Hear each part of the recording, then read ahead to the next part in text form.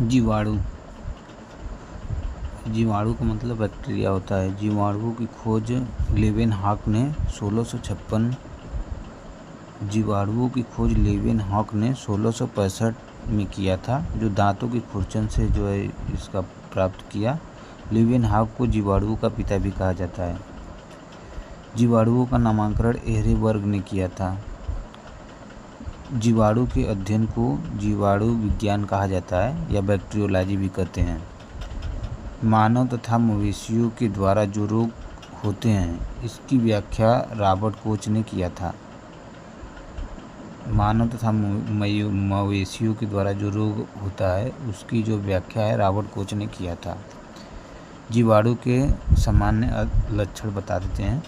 तो यह जो है सभी स्थानों पर पाया जाता है जीवाणु, और यह अति सूक्ष्म जीव होता है, बहुत छोटा छोटा होता है।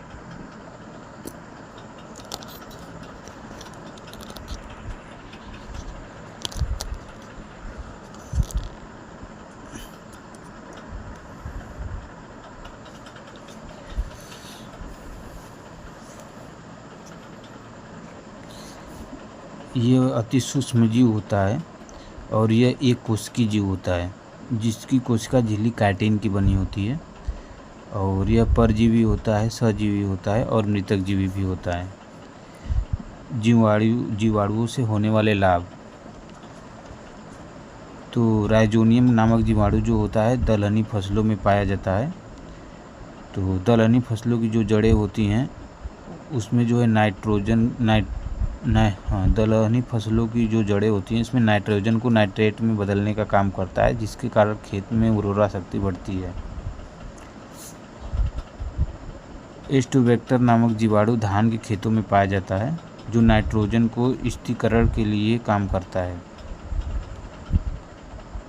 नास्टर तथा एनावीना नामक जीवाणु वायुमंडल में नाइट्रोजन का कार्य करता है।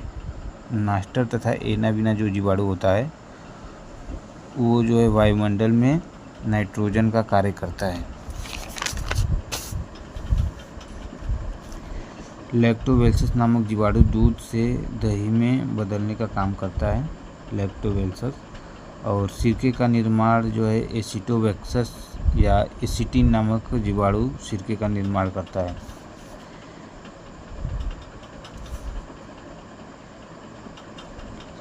जो बीड़ी को पत्तियों में जो सुगंध आती है, वो जो है मैक्थीनियम नामक जीवाणु से जो है कारण आता है, या उसे कोकस भी कहा जाता है। चाय की पत्तियों में किवरिन रोग या कोनिकस नामक जीवाणु से होता है। तो जो चाय की पत्तियों में जो किवरिन रोग होता है, यह कोनिकस नामक जीवाणु से होता है। रेशों की रेटिंग जीवाणु से होती है। पृथ्वी पर ऑक्सीजन का निर्माण जो है साइनोबैक्टीरियम ने किया था। जो पृथ्वी पर जो है ऑक्सीजन का निर्माण हुआ था, वो साइनोबैक्टीरियम ने किया था। चमड़ा उद्योग में चमड़ा से बालों का साफ करना ट्विनिंग कहलाता है। चमड़ा उद्योग में जो चमड़ा से बालों का साफ किया जाता है, उसे ट्विनिंग कहलाता है। चमड़ा उद्योग में क्लोरीन गैस का उपयोग किया जाता है। दूध का पार्श्वीकरण। दूध को अधिक दिन तक सुरक्षित रखने के लिए दूध का पार्श्वीकरण किया जाता है। इसके खोजकर्ता लुई पास्चर थे। तो दूध को ज़्यादा दिन रखने के लिए दूध का पार्श्वीकरण किया जाता है। इसके खोजकर्ता जो है लुईस पास्चर थे। पार्श्वीकरण 2 विधियों के द्वारा होता है। पहला कम तापमान में, तो इसमें जो है दूध को 62.8 सेंटीग्रेड पर जो है तापमान किया जाता है, जो 30 मिनट तक गर्म किया जाता है। और अधिक तापमान वाले में जो है इसमें जो है 72 डिग्री सेंटीग्रेड तक गर्म किया जाता है। ये जो है 15 सेकेंड तक किया जाता है। जीवाणुओं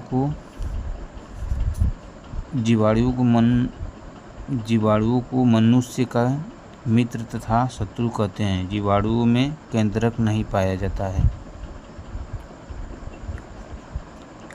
जीवाणुओं को जो है मनुष्य का मित्र तथा शत्रु दोनों कहते हैं। इसमें जो है केंद्रक नहीं पाया जाता है। जीवाणु से होने वाली हानि आइए देख लेते हैं। तो एक ट्रिक है जीएसटी पंडित का टीका न्यू है। इसमें जी का मतलब गोनोरिया है, यस का मतलब सिफिलिस है, टी का मतलब टिकनस है, पंडित प का मतलब प्लेग है, डी का मतलब डिप्थीरिया है, ट का मतलब तेपेदिक और का मतलब काली खांसी है, टी का मतलब टाइफाइड है और का मतलब कुष्ठ रोग है और न्यू का मतलब न्यूमोनिया है और है का मतलब हैज़ा है। न्यूमोनिया जो है न्यूमोनिया में जो है फेफड़ा प्रभावित होता है और हैजा जो है दूषित जल तथा दूषित भोजन से होता है।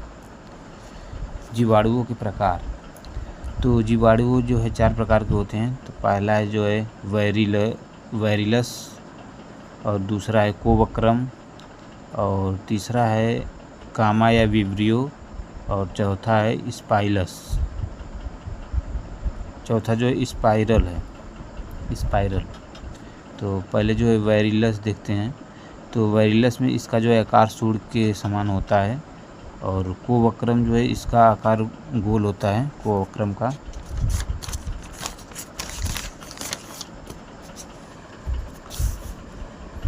और कामा विब्रिया, इसका आकार जो है कामा की तरह होता है और स्पाइरल जो है स्पाइरल, इसका आकार स्प्रिंग या स्क्रू के समान होता है। ब्रायोफाइटा, यह जमीन तथा पानी दोनों स्थानों पर पाया जाता है। इसीलिए इसे उभयचर पौधा कहते हैं। यह जमीन तथा पानी दोनों स्थानों पर पाया जाता है, इसलिए इसे उभयचर पौधा भी कहते हैं। इसमें निषेचन जेमा कप द्वारा होता है। इसमें निषेचन जो है जेमा कप द्वारा होता है और यह मृदा अपरदन को रोकता है। इसमें जाइलम तथा फ्लोएम नहीं पाया जाता है। ये मृदा अपरदन को रोकता है और इसमें जाइलम तथा फ्लोएम नहीं पाया जाता है। पृथ्वी पर सबसे पहले उगने वाला काई या मास इसको इंग्लिश में कहते हैं, इसे वनस्पति जगत का पूर्वगामी रास्ता दिखाने वाला कहते हैं। तो यह पृथ्वी पर सबसे पहले उगने वाला जो है काई, इसे पृथ्वी जगत का पूर्वगामी रास्ता दिखाने वाला कहते हैं।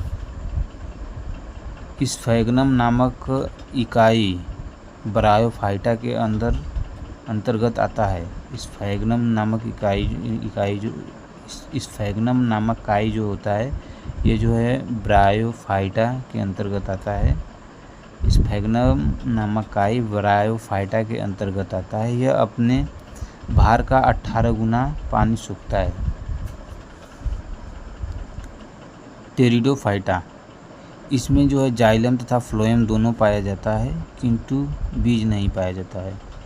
जाइलम तथा इक्वेस्टर, एजोला तथा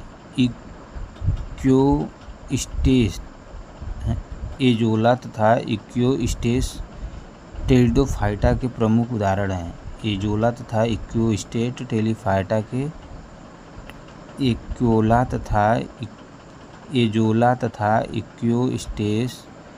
टेरिडोफाइटा के प्रमुख उदाहरण हैं।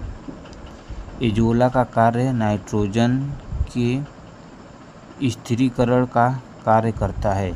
एजोला का कार्य जो है नाइट्रोजन को स्थिरीकरण का कार्य करता है। इक्वास्टेज से सोने की प्राप्ति होती है। इक्वास्टेज से सोने की प्राप्ति होती है।